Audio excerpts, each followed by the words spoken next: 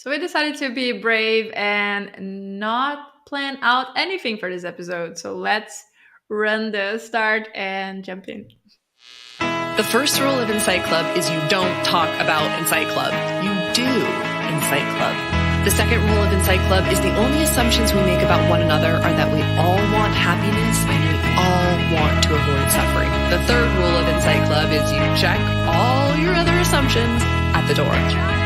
We hope these conversations will bring you insights that incite you to action.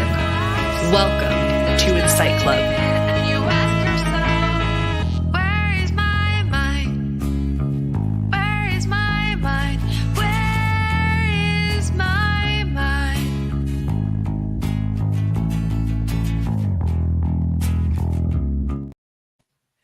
Welcome to Insight Club. We could talk about the assignment from last week. Would love to hear from people. It was around in those moments when we're not at our best, making a statement along the lines of, I love myself enough to choose better. And the idea behind that was that we grow and we become the people we want to be, and we really tap into our highest potential and our highest selves when we're in a place of self-love. So if you tried out the homework, or if you're going to try it out this week or these next 2 weeks, let us know. Leave a comment. What does that spark for you? Does that phrase resonate? Is there a different phrase that you used? And today we're going to dive into bravery, the being in the bravery and the talking about it at the same time. I had the coolest experience.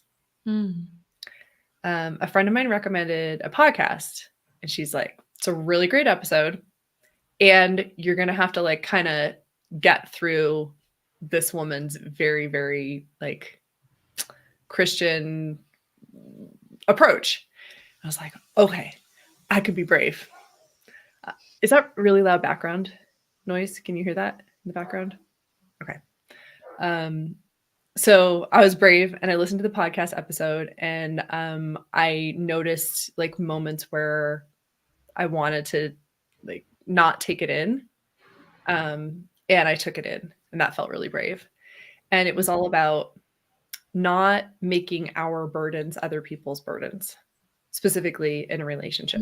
I was like, holy cow, this is blowing my mind. So I tried it out. I was, a few days later, the next day I was headed to an event, and I was very, very late. And I was late in the way where you just kind of resign yourself, because I was leaving my house at the time I was supposed to be there, and it was 45 minutes away, and I had to stop and run errands. So I was like, I gotta stop at the store and pick up something to bring to this event. And I'm gonna really focus on not making the fact that I'm late, which is my burden, other people's burden. Right? Because that's what we do all the time. And I notice when I drive and I'm late, that's when I'm impatient, God, get out of my way.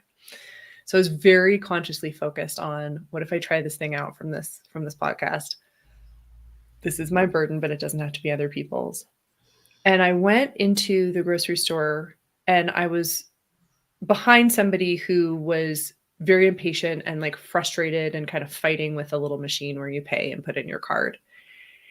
And I just was like, okay, that's a choice. And I was like, okay, I'm not going to make that choice. And I just started watching the checker, and I noticed all of a sudden what an absolutely gorgeous person she was. And I saw these layers of her beauty underneath what I could also see was the stress of working this job where you're standing and you're on your feet. And I started just seeing her inner radiance shining through, underneath this person who's in a role, who's at a job, who's doing these things, is this amazing, beautiful human. And then I had my interaction with her, and I felt her feel my love for her. Oh, I felt her relax. I felt her open up. And it was a short interaction. And then she just looked at me at the end and very genuinely looked into my eyes and said, have an amazing rest of your day, or good rest of your day, whatever it was, which is the kind of thing that the clerk at a grocery store might say all the time. But the energy behind it was, have a really good day. And I walked out of the store and I thought, this must be what people mean when they say they're filled with the Holy Spirit. Hmm. I was having a spiritual orgasm. It just like my whole body, every cell in my body felt lit up.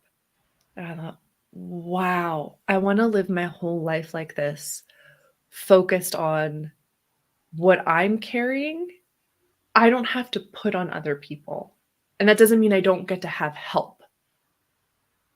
Yeah. That was the brave thing I did this past week. That's a great reminder, because I can remember of moments where I felt that, and I can always relate to the moments where I take the burden and I carry it out. And I feel like this is such a great connection between the two. If we haven't planned this, it wouldn't be perfect.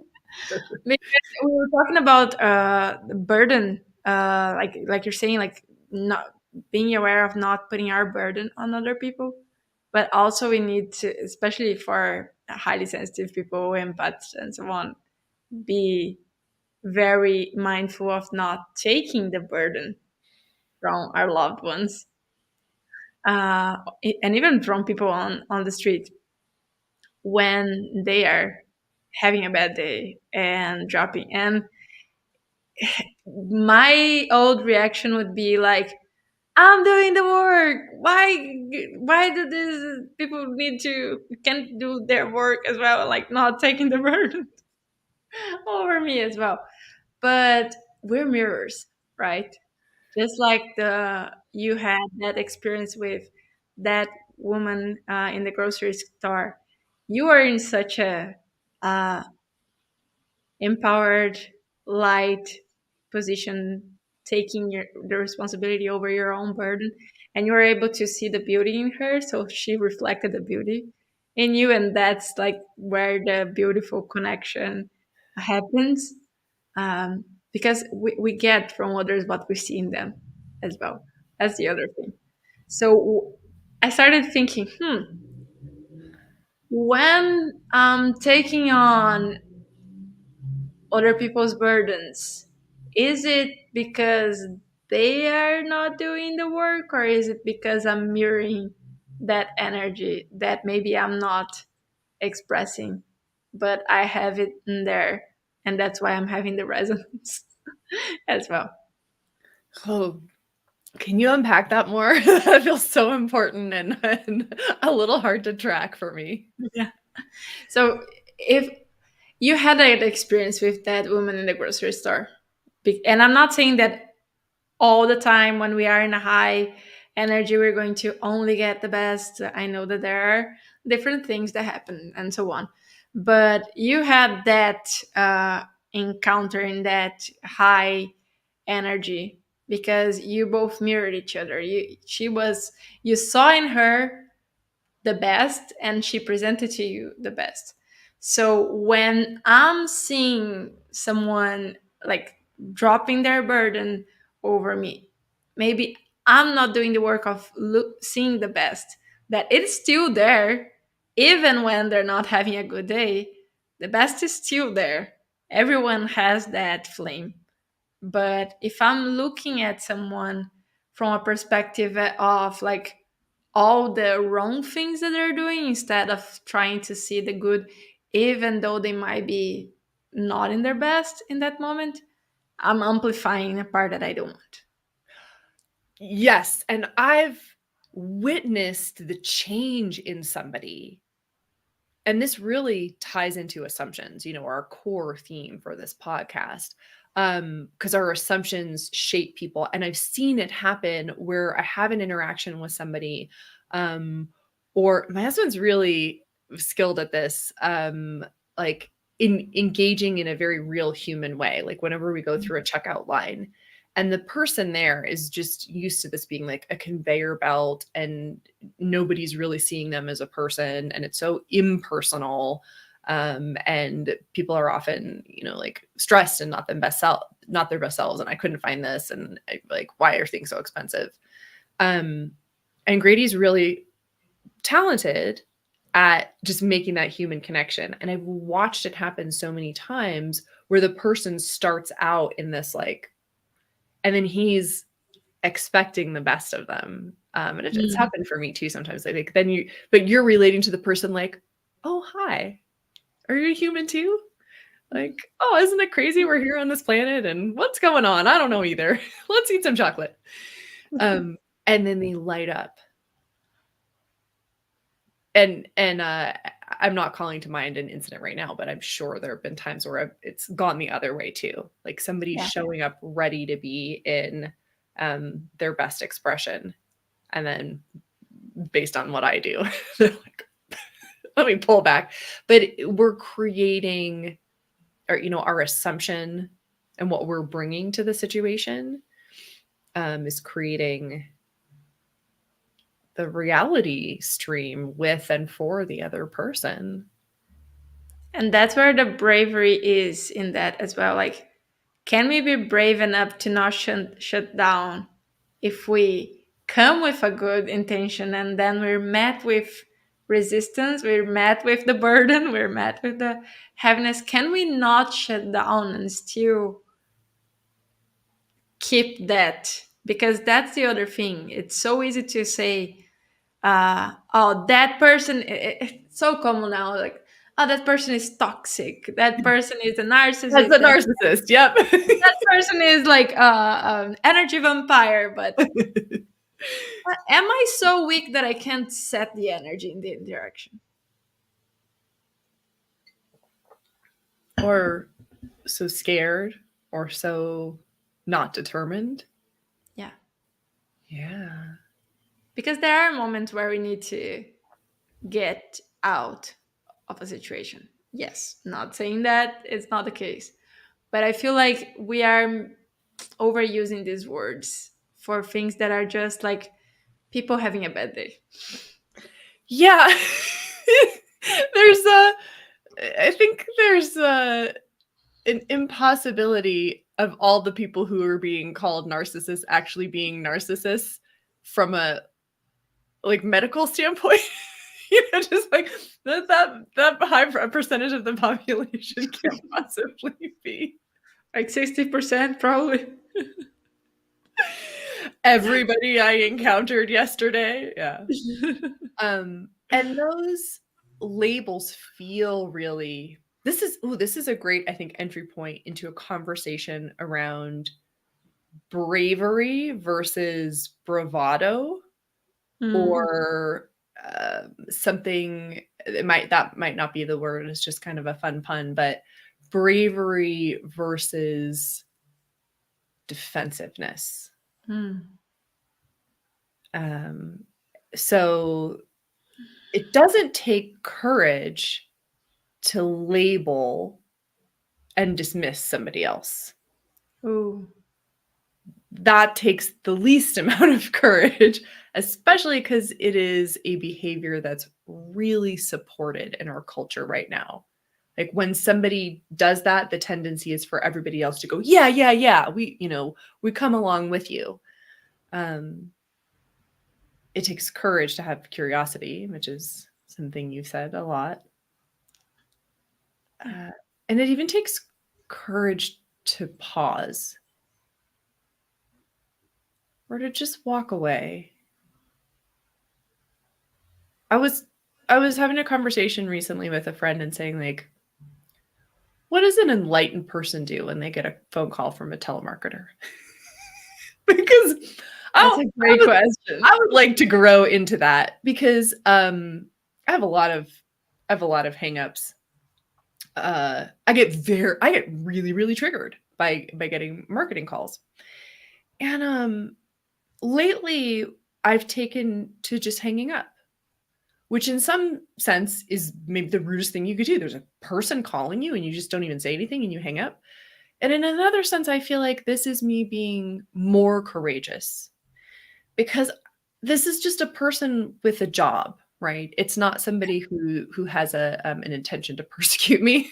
It's not like it's not a horror movie and this is a person in a mask like, I'm calling you to make you scared. So I'm like, let me just disengage. And that feels like it's more courageous than a snarky reply, than anger, than something futile like put me on your do not call list when there's no such thing. You know, they're going to call. So just hang up, block the number. And it's leaving my system faster than if I engage with it.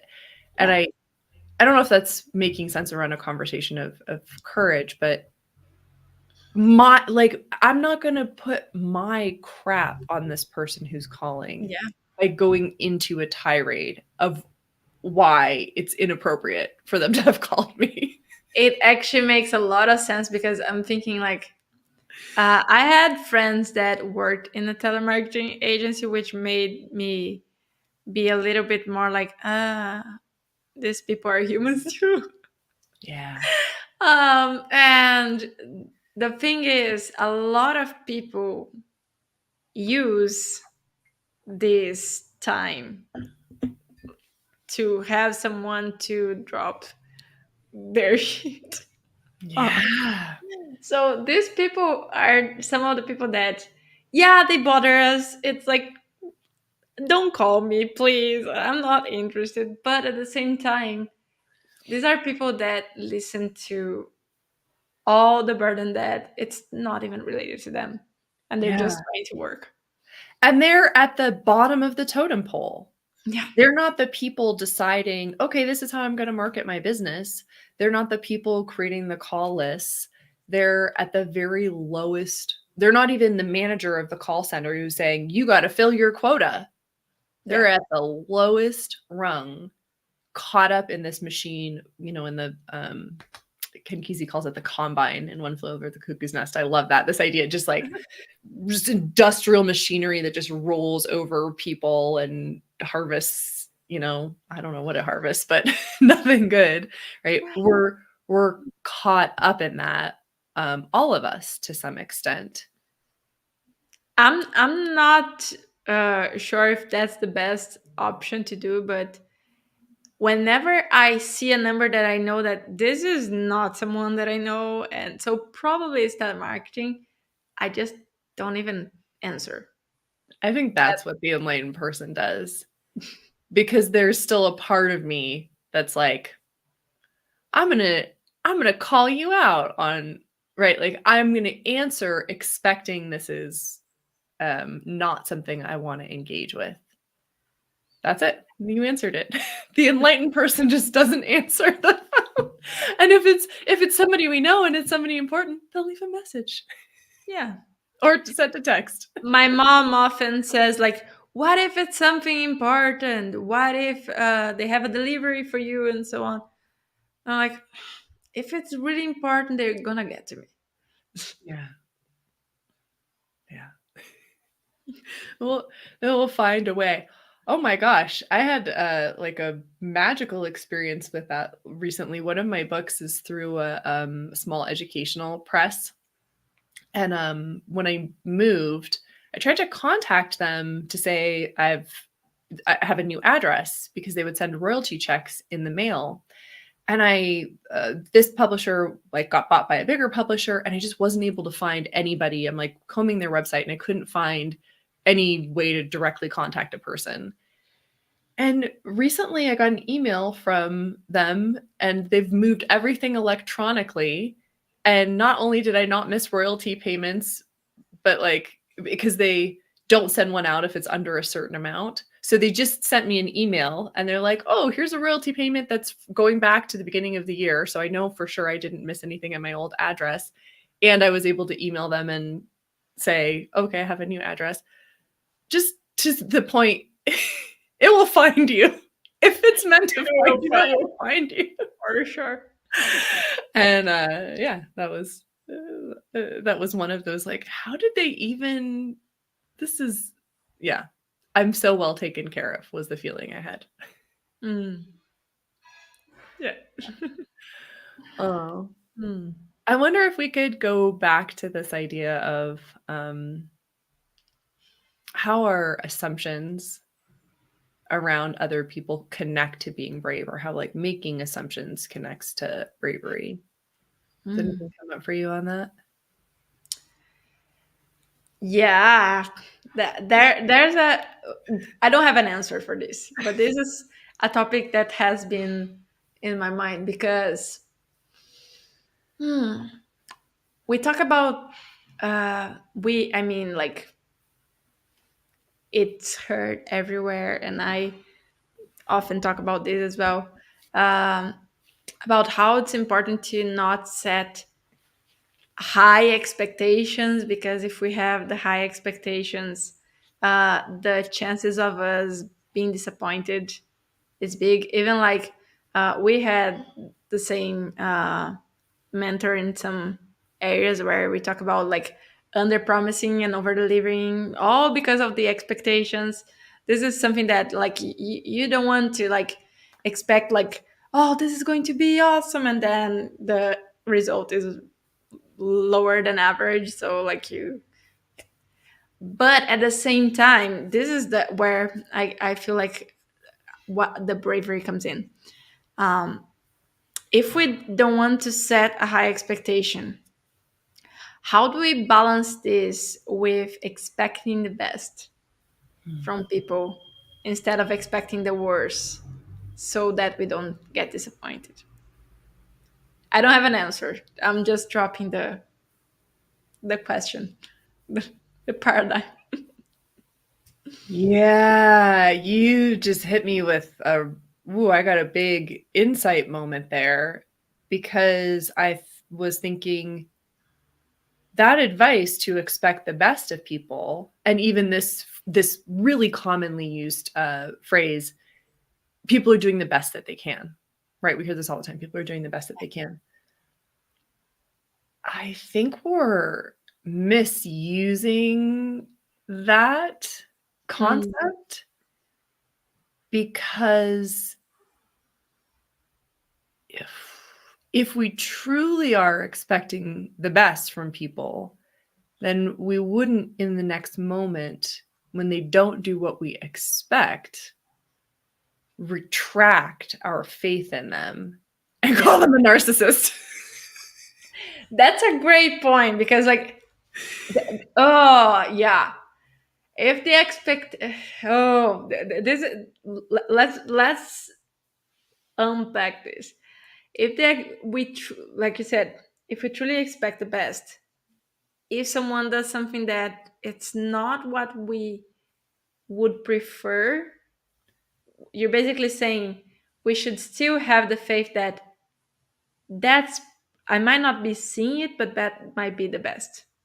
And we shouldn't have some kind of knee-jerk reaction where we immediately withdraw our positive or even neutral um, space around somebody. Yeah. So I leave my house, I'm feeling really good. I had a good night's sleep. I had a good breakfast. I'm like, yeah, everything's great. The sun is shining.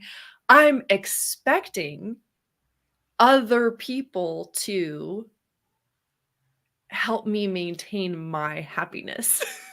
That's different from I'm expecting people to be doing their best, or even I'm just choosing to be brave and take people wherever they are. I mean, that seems like the real courage. So I leave my house. I'm like, oh, I'm so upbeat. I encounter somebody. They didn't get a good night's sleep. They didn't have time for breakfast. They don't like sunny days. Like they're stressed, and they were, like, don't give me that happiness I expect. And now I'm like, oh, well, world, screw you. I expected the best. I got the worst. And this is all, Or people even, aren't doing the best they can. People are, there's a shirt that says, I used to be a people person, but people ruined it. Oh, that's a great one. But it's like it breaks my heart because it's I not. wouldn't wear it, but it's funny. It's not actually. Oh. Grady actually has that shirt, and he was wearing it. I think it was on the solstice. It was someday, and I was like, "Hey, this is a day where everything, like our thoughts and intentions, are amplified. Could you wear a different shirt today, please? I don't want to amplify that for you. Like, I don't want that to be amplified for you or for me." But you're following what I'm saying, right? That,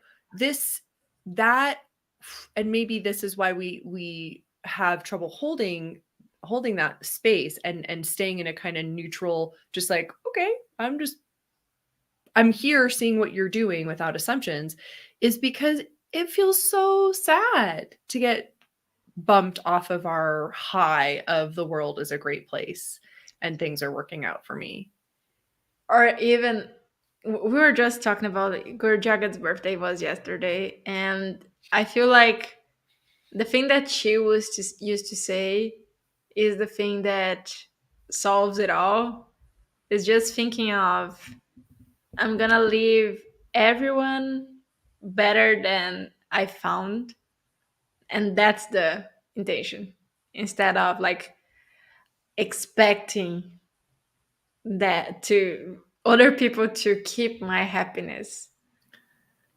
If I'm setting that, I'm gonna leave everyone better than I found them, even if they're having a bad day, I can still look at them with compassion and bring a good positive energy and not expect that they do this for me. Because if I'm doing this, if I'm giving, this is one thing with love as well, the unconditional love that we talk but don't always tap into.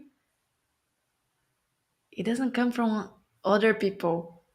It's us being open to give that makes us feel that. And so it's like it's in our power. I mean, similar to what we talked about in the last episode around forgiveness, it's in our power to give to ourselves, and then it gives to other people. So that's really cool because that ties into the burden. So a way I want to be in the world, I already know, is to not put my burdens on other people, to not foist my burdens on other people, to ask for help when I need help. And that's very different. Like going, I'm really having a lousy day. I'm really feeling stressed.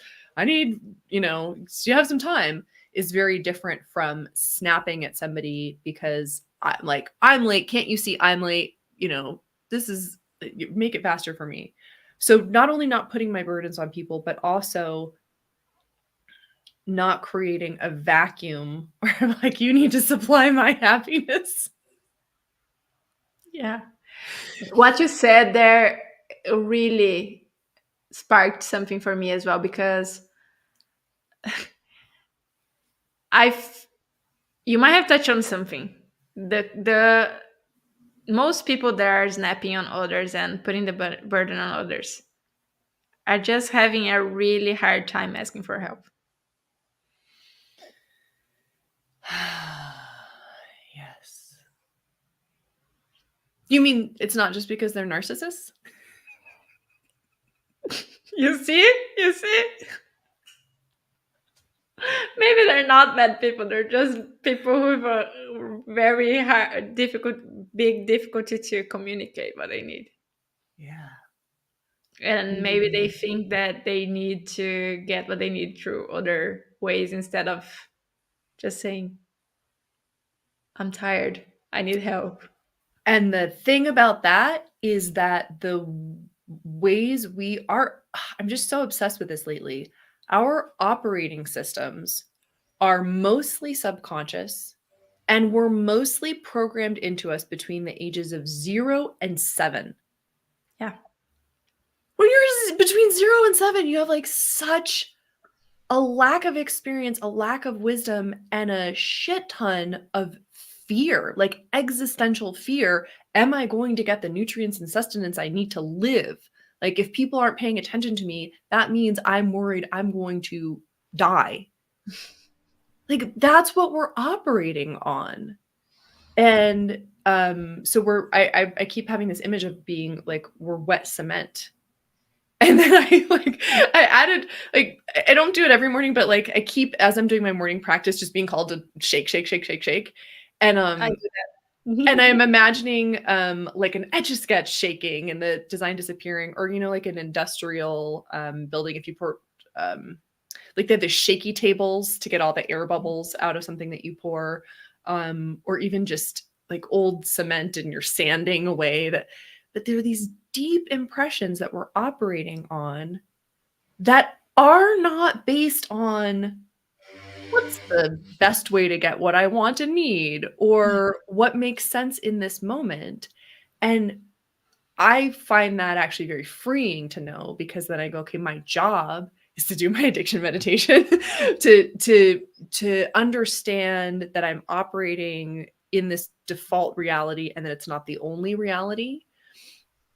This morning and a couple mornings this week, I did my morning practice outside, and when I'm doing Ard Kachari, you have your eyes like kind of half closed and you're looking at your nose.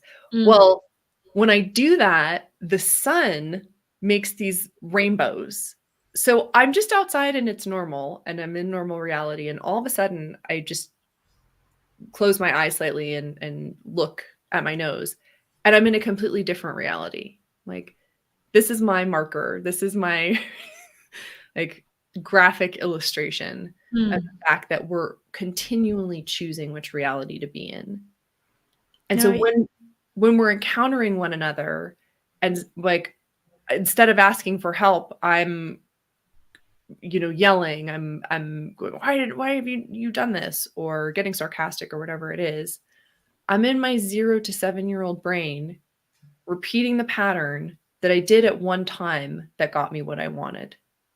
And if the person I'm engaging with were able to see, oh, you're running on a default pattern. Okie doke. you're We say acting all like the time. that at 6 years old. Yeah, we say all the time, don't think, take things personally. But this is why.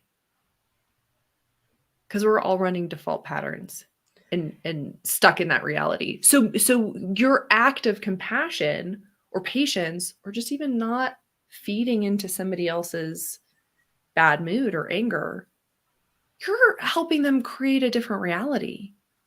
Yeah. Yeah. Oh. And even looking at the opposite direction, because a lot of people, me included, can see that, oh, yeah, I've done that. I've operated from that side, and when my tank is not filled. So we can look at ourselves with compassion as well, instead of feeling like, am I being narcissistic? Or actually seeing like, maybe I haven't been giving myself the love that I needed. Maybe I have been falling to default patterns. Maybe I haven't been asking for help the way I needed, and just trying to push through everything instead of look back to myself. And I can give myself some compassion as well, instead of going out and throwing my burden on other people. Have you had this experience that just voicing the fact that you're not at your best helps you like rise up several rungs in the energetic ladder? Yeah.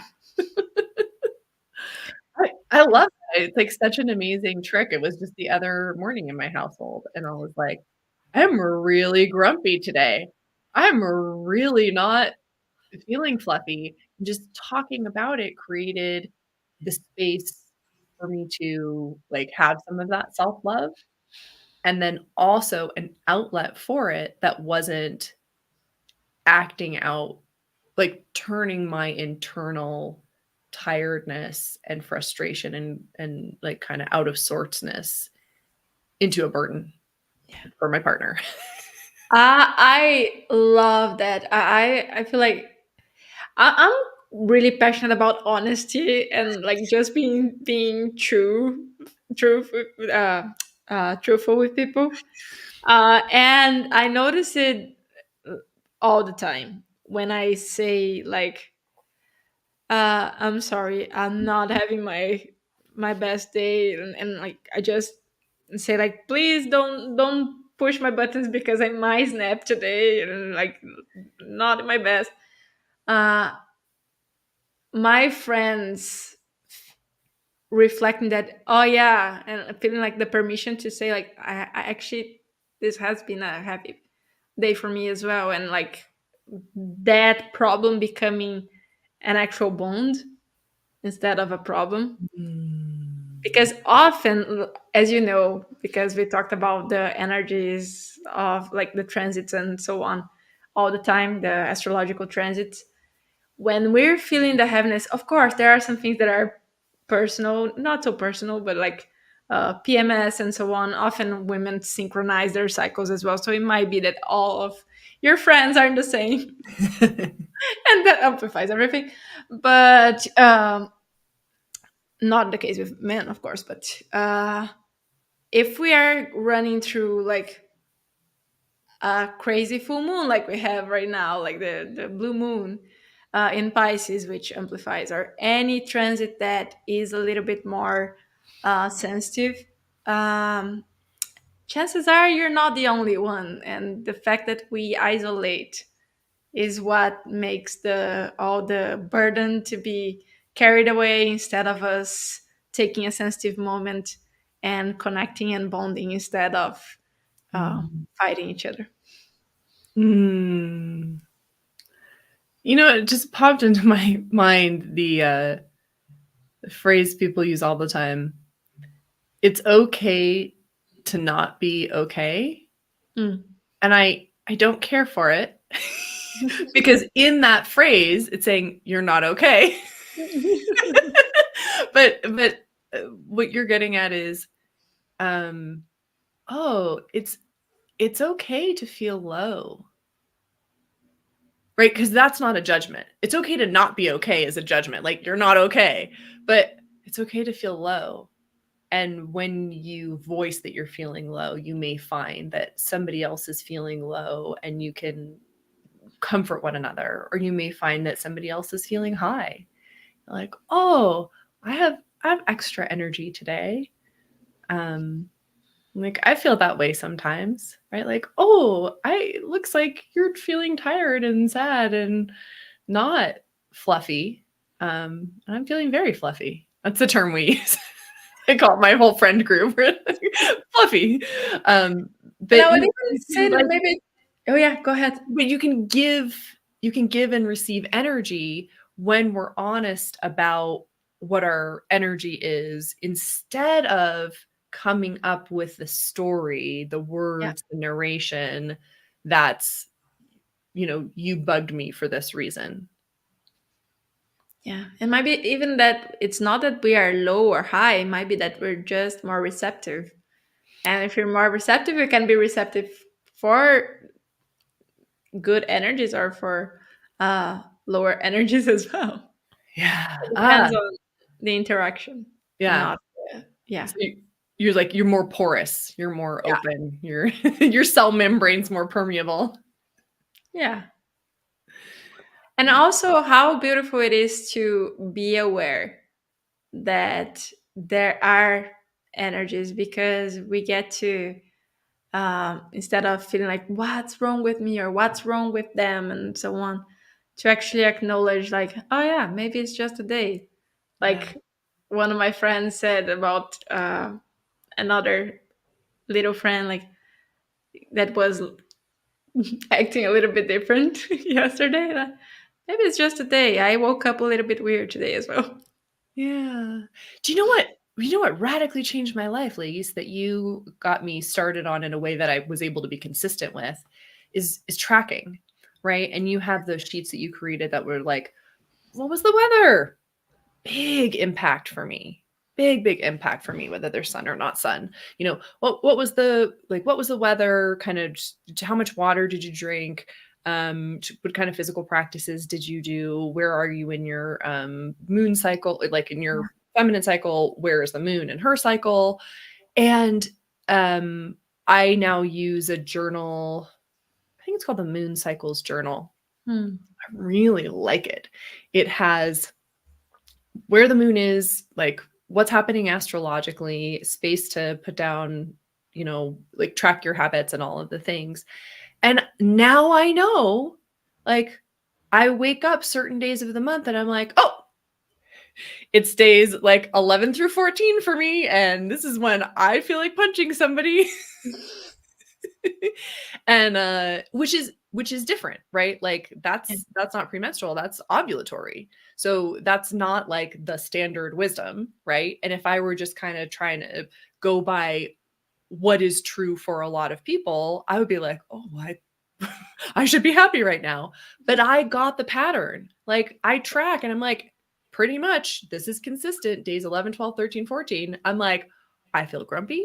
And that's when I can go, I feel grumpy today. Yeah, extra hugs. And like even for somebody who doesn't have a menstrual cycle, still tracking is huge. Knowing what's going on, knowing what the moon is doing, knowing where we are astrologically, things down to like, how much sleep did I get? Did I drink water? What foods, like, what do I notice? Like the foods I eat, I always get grumpy after, whatever it is. Huge, because it invites self-love and self-compassion. Yeah. And self-knowledge is part of giving ourselves attention. Yeah. We are learning about ourselves is giving, and that's giving ourselves self-love as well. And I feel like it's so important to track, at least until when we learn our patterns, which can change as well. Yeah. But also knowing that exactly that we can change. So for example, if we spot a pattern that we feel like, oh yeah, this always happens, we can be like, oh yeah, this always happens. Or we can also feel like, what can I do if this is not the preferred thing, unless it's something that it's inevitable. This is not the preferred thing, what can I do to make this better? So for example, I have a couple of patterns that I noticed and I try to make friends with. One is I don't like too many days without the sun, seeing the sun. I can stand one, but when the second comes, it's already too much for me. Yeah. So what can I do to deal with that? One of the things that I started doing was embracing the rain and like trying to make friends with the rain, even when it's cold.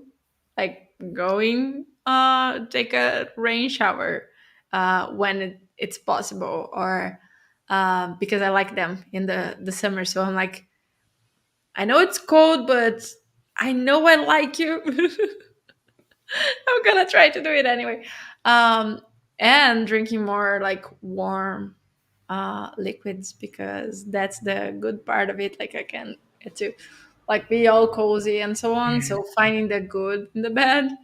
And another thing that is a pattern that I noticed and I shared with you, even like with the moon, when the moon is opposite our moon, in the sign opposite our moon, is always when I get more angry and grumpy and like reactive. And it's not even related to the menstrual cycle, although that is another thing. Yeah. But those 2.5 days are the worst. So I make sure to know that it's those days so that I can be more self aware and try not to load my burden on other people. Yeah, I totally feel that. I've had that experience around the moon centers and like prepping myself, like, okay, cheeks is coming up. All right, it's gonna be, and then because I'm aware of myself, I'll often come through and be like, whoa, those were an amazing 2.5 days. I rocked it. I'm also a big fan of a point system. The points, I mean, they don't do anything, they don't mean anything, but I'm giving myself 7,000 points for that. It's a silly, silly thing, but it's really just a moment of acknowledging and moving through things with grace. I'm moving through things with ease. and that preparation, or it's not dread. I'm not going like, oh goodness, I got to batten down the hatches and I'm not, I'm going to cancel life. But it's okay. Maybe if I have the option not to take a client or have a meeting on that day, I'll do that. Or even just thinking about maybe I'll cook the day before, so that I can eat leftovers on that day and just not have one more thing to do. But I often find that, like you're saying, alleviates it. And then this is the essence of courage, what you're saying about going in and having a rain bath, meeting the thing with openness. I don't assume I'm going to be miserable. I step into curiosity. What if this could be kind of fun? What if this could be like fortifying instead of depleting? And I'm brave enough to not know how things will come out. That's I feel like that's really where the courage piece comes in. It feels so much safer to know how things are going to turn out, either for good or for bad. Yeah. And it takes courage to say, I don't know. I choose to be open to the possibility. And being open to the possibility that things go well maybe is the most brave thing. Yeah. And the other thing that I love that, and the other thing that came to me as I was listening to you talk about this as courage, is meeting life despite of what's coming, instead of waiting for the storm to pass to be able to come back to life. Yeah. That's a big thing. And that's different from pushing through, because we're talking like pushing through is one of the things that ends up being that reason why people snap on other people, because we don't give ourselves, I'm gonna say we, because I've done that too, and I probably will do again, so taking my responsibility on that as well. But we often forget to like neglect our own needs and just think like I have to push through things, instead of giving ourselves the grace to, oh yeah, actually I need to take it easy because this I'm a little bit lower today. And women especially, because we do have our cycle and so on, that it's yeah, everyone needs to know when to stop and when to go. Everything is cycles, but yeah, you know what we do. But at the same time, it's not like, oh, I'm gonna put pause on life and I'm not gonna do anything. I'm just gonna stay in my jammies and watch Netflix and eat Ben and Jerry's straight out of the container. Yeah. So I think of like going to a yoga class, right? And if I have a lot of vigor, I'll put a lot of vigor into what I'm doing. And if I don't have a lot of vigor, I'll listen to my body and put less vigor into it, but I'm still showing up. I'm still present. And I'm still like the idea is to have like my conscious self participating, and then just taking note of like, oh yeah, my arms are like, my arms are just not going to stay up the whole time today. Like, okay, give myself some grace with that. So what's your big insight? There are many that have been pointing through the episode today. I probably won't make a good judgment to say this was the biggest, because there were so many, and I might forget some. But let's take the pressure off. What was an insight for you today? That distinction between bravery and defensiveness that you made, I feel like that was where a lot of these other things came to me, because often we misjudge things, and I feel like bravery has more to do with what you were saying now, courageousness, like that open heart, than being tough. So that was a big thing. For me, a really big insight is that the other side of the coin of not putting my burdens on people is not expecting other people to sustain, maintain, or supply my happiness. Yeah. And that's what I'd like to practice in the coming 2 weeks. What do you want to practice? I like that. Like not expecting other people to feel my happiness, and also what we talked about, what Guru Jagat said, like always leaving other people better than they found us. Yeah, I guess that summarizes it, because then I'm not going to put my crap mood on them. And I'm also not going to be in that needy energy of, well, I felt happy when I came here and now I feel worse. And that's your fault.